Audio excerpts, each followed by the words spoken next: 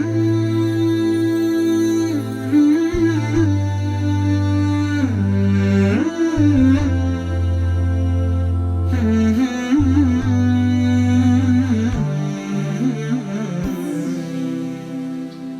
اللہ الرحمن الرحیم۔ واقعات پڑھیے اور عبرت لیجیے۔ سبق نمبر 74، قبر کی آگ کا علاج۔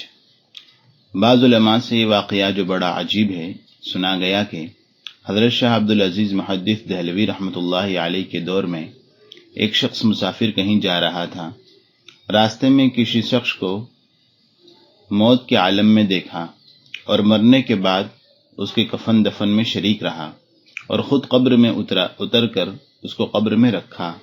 اس کے بعد اس کو اندازہ ہوا کہ اس کے جیب سے روپیوں کی تھیلی غائب ہے۔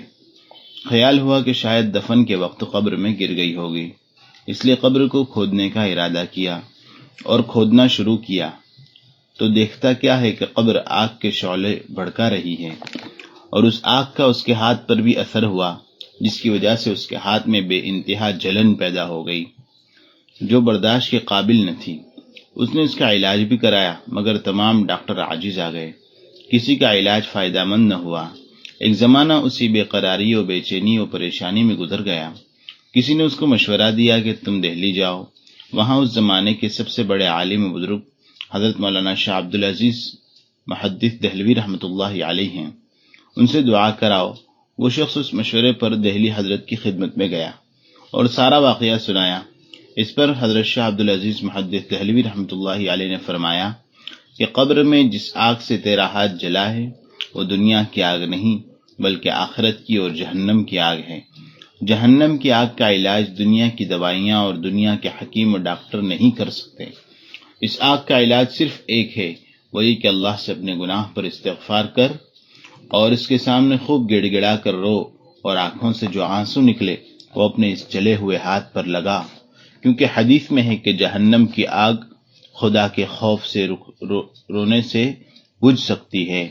چنانچہ اس آدمی نے ایسا ہی کیا تو دیکھا کہ وہ جلن ختم ہو گئی۔ معلوم ہوا کہ یہ آنسو کے قطرے بڑے قیمتی ہوتے ہیں۔ ایک جھوٹے پیر کی قبر کی حالت۔ ایک صاحب مجاور تھے اور ان کے بہت سارے مرید تھے، اور جو اس قسم کے ڈھکوسلے لوگ ہوتے ہیں وہ لوگوں کی حقائق سے آگاہ نہیں کرتے بلکہ گمراہ کرتے رہتے ہیں۔ تو ان صاحب نے اپنے مریدین کو یوں گمراہ کر رکھا تھا کہ میں کبھی نہیں مروں گا، ہاں تھوڑی دیر کے لیے مجھے موت آئے گی، ظاہری موت، لیکن جب مجھے قبر میں آپ لوگ دفنا دیں گے تو پھر میری وہاں زندگی شروع ہو جائے گی۔ اور اس پیر نے کہا کہ جب میں مر جاؤں گا تو 40 دن کے بعد پھر واپس آؤں گا۔ تو ان کے مریدین نے کہا کہ حضرت آپ کے لیے جو قبر شریف بنے گی وہ قبر شریف کیسی بننی چاہیے؟ تو انہوں نے کہا کہ اس میں ایسے ٹائلز لگاؤ اور یوں اس میں پینٹ لگاؤ، یوں زیب و زینت کرو اور اسی کے ساتھ اس میں اے سی بھی فٹ کرو۔ مریدین نے کہا کہ ہاں ہم اس طرح تیار کریں گے۔ چنانچہ وہ صاحب ابھی موجود ہی تھے، زندہ ہی تھے، اسی وقت ان کے لیے قبر تیار کی گئی، سارے انتظامات کر دیے گئے اور عالیشان قبر تیار ہو گئی۔ ٹائلز اور پھول اور بوٹے سب لگائے اور بنائے گئے، باہر سے وائرنگ کھینچ کر اس میں اے سی فٹ کی گئی۔ دیکھیے اس کے مریدین کس قدر پکے تھے، اگرچہ شیخ کچا تھا۔ عام طور پر ایسا دیکھنے میں آیا ہے کہ سچے پیروں کو مرید بڑے کچے ملتے ہیں اور کچے پیروں کے مرید بڑے پکے ہوتے ہیں۔ میں نہیں جانتا کہ اس میں اللہ تعالیٰ کا کیا راز ہے، لیکن عام طور پر آج کل دیکھا ایسا ہی ہے۔ اس کے بعد بہرحال وہ وقت جو سب کو آنا ہے اس کو بھی وہ وقت آ گیا، یعنی موت کا وقت۔ جب وہ مر گیا تو اس کے مریدین نے اس کو نہلایا دھلایا اور لے جا کر دفن کر دیا۔ دفن کرنے کے بعد اے سی بھی چالو کر دیا تاکہ اندر حضرت کو ٹھنڈی ٹھنڈی ہوا لگے۔ اس کے بعد انتظار شروع کر دیا کہ حضرت تشریف لائیں گے، لیکن وہ تشریف کب لاتے؟ بہت دن ہو گئے تو اس کے بعد ان لوگوں نے آپس میں کہا کہ بھائی پیر صاحب نے 40 دن میں واپس آنے کا وعدہ کیا تھا، مگر 40 دن ہو چکے ہیں ابھی تک نہیں آئے، کیا بات ہے؟ ذرا خبر تو لے لیں۔ مشورہ کیا گیا اور قبر کو کھولنے کی بات تجویز کی گئی۔